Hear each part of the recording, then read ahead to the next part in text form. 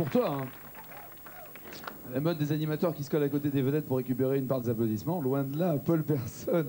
C'est que pour toi. Rêve sidéral d'un naïf idéal, dernier album, avec une programmation d'un taratata qui va dans ton style musical, mais qui va un peu dans toute ta carrière aussi. Hein. Il va y avoir des vieux, des nouveaux. De quoi, des vieux Chansons. Ça veut dire On dit pas des vieux chansons d'ailleurs en français d'ailleurs. Ça doit être autre chose quoi. Enfin bon, des vieux titres on va dire. Bon, premier taratata, il était temps.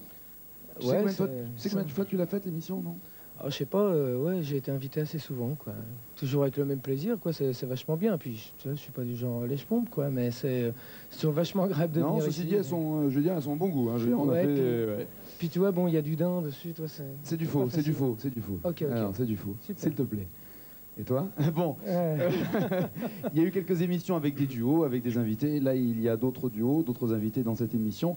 Bon, on n'a jamais eu l'occasion. Et c'est vrai que quand on lit les interviews, on dit bon, Paul Personne, tant d'albums, 25 ans de carrière, bingo, bingo, bingo, voici un nouvel album qui a été fait, ceci, cela. Mais au tout début, si on repart au tout début, généralement, il y a des petites phrases du style jeunesse dans la banlieue parisienne, dans une famille d'origine ouvrière, c'est ça? Ouais. Alors la banlieue parisienne, c'est laquelle déjà? Elle a un nom forcément? Ouais, j'ai vécu jusqu'à 14 ans à peu près à Houille.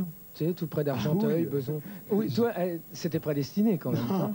C'est vrai. Ouais, c'est vrai. Après, oui, le blues, c'est bien. Bah ouais, normal. Tout est normal. Non, c'était décrit donc. Ah oui, si tu analyses, tout est normal. Bon. Et la première guitare à l'âge de 14 ans ou non? Non, un petit peu plus tôt, la première guitare. Mais c'est moi qui me l'étais fabriquée avec un bout de bois, du carton, des élastocs, parce qu'à l'époque, j'étais fan de Johnny, des Chaussettes Noires. C'était mon rock'n'roll à moi. On était en pleine période twist en France, toi. Et moi, je m'étais fabriqué une gratte comme ça. J'avais envie d'être guitariste. Et puis, ça c'est un jouet.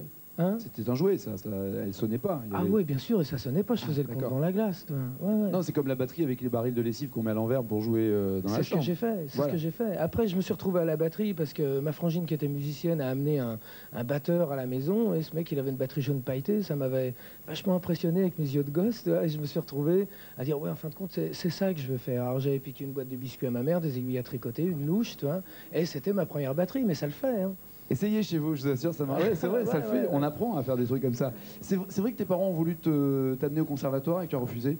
Enfin, disons que mon père, à un moment donné, il m'a dit « Ok, tu veux faire de la musique? Alors, il faut prendre les chemins, tu vois... traditionnels. Voilà. Les plus efficaces. Et moi, je lui ai dit « Écoute, il m'a dit conservatoire. » Il m'a dit « Ok, tu veux pas aller à l'école? Va au conservatoire. T'apprendras la zik traditionnelle et tout. » Et j'ai dit non, moi mes idoles, elles connaissent pas la musique, tu vois. Bon, c'était le début des Beatles, des Stones, de tout ça. J'ai dit non, moi, pas besoin de savoir la musique, c'est l'oreille, tu vois. Et là, ça c'est bon. Il a dit bon bah ok, ben alors tant pis, tu iras pas au conservatoire, tu iras bosser. Mais cool quoi, c'est bien parce que c'est bien de tomber sur des parents comme ça qui laissent faire en toute liberté de A à Z. Ouais, de toute manière, ils ont été vraiment bien, toi. Même quand j'étais môme, je sortais au cinéma assez tôt. Enfin bon, c'était bien, ouais. 11 ans, 12 ans, toi. C'est fou, t'as pris des risques quand même. Le premier groupe, tu étais donc batteur, c'est ça? Pendant quoi? 10 ans? Tu as resté 10 ans batteur dans différents groupes? Ouais. Il y avait quoi alors? Barcos Band Ah non, ça c'est bien plus tard. Plus tard ça. Le premier groupe, la première signature de Maison 10, j'avais, je sais pas, 17 ans. Mes parents ont été obligés de signer à ma place vu que j'étais pas majeur. C'était le conciliabule familial. T'étais le Jordi du blues, quoi. Non, c'est pour déconner. Ah putain, il y a des keufs dans la salle en plus, je rêve. Merci. Bon. Merci. Ah, t'as vu tes cartes du corps. Je fais pas le con. Elles sont avec moi, c'est mes potes. Donc, tu étais déjà un Mozart de la musique? Non, on peut pas dire ça non plus, toi. Bon. Non, puis bon, bah, il y a... T'as vu comme j'ai pris les deux extrêmes en 10 secondes, hein. Ouais, non, tu t'en sors bien. De toute manière. Bon, non, leur première signature, c'est les parents qui ont signé, le groupe s'appelait comment? L'Origine. L'Origine. Ouais. Et tu étais batteur? J'étais batteur, ouais. Et ça jouait quoi? Oh, c'était une musique qui mélangeait des tas de styles, c'était assez expérimental, avec des textes en français, assez ambitieux et tout, tu vois. Bon, on était en pleine période groupe français, tu sais, à l'époque, je sais pas, il y avait Triangle, Martin Circus, Ange, tout ça, tu vois. Et donc c'était, je crois qu'on a dû faire une radio, et puis après on a été crever la dalle sur la côte pour trouver des gigs. Ce qui était un miracle à l'époque, parce qu'il n'y en avait que 4 de radio, donc c'est pour ça aussi.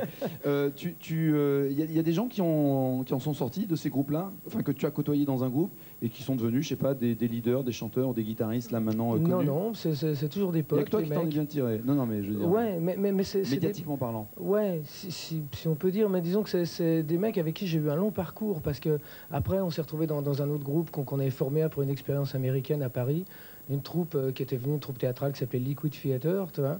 Et donc ça se produisait à l'espace Pierre Cardin. Oh, zut. Ah oui. Voilà. Non, je peux, tu vois, de temps en temps. Oui, tu le fais bien. Et donc, à partir de... Non, dis-le moi en 16e, tu le fais bien, vas-y. Liquid Théâtre. Ok. Je me suis trompé, toi, dans le répertoire, il n'y a pas. Et puis on a fait un groupe qui s'appelait La Folle Entreprise, qui était une super expérience. Tu vois, il y avait une quinzaine de personnes sur scène. Là, tu faisais donc et comédien et musicien. Ah non, j'étais pas comédien, quoi. Ah, donc tu étais musicien de la bande. Ouais, des icos, quoi, ouais. D'accord. Ok. À l'invitation, déjà, lui, il est souvent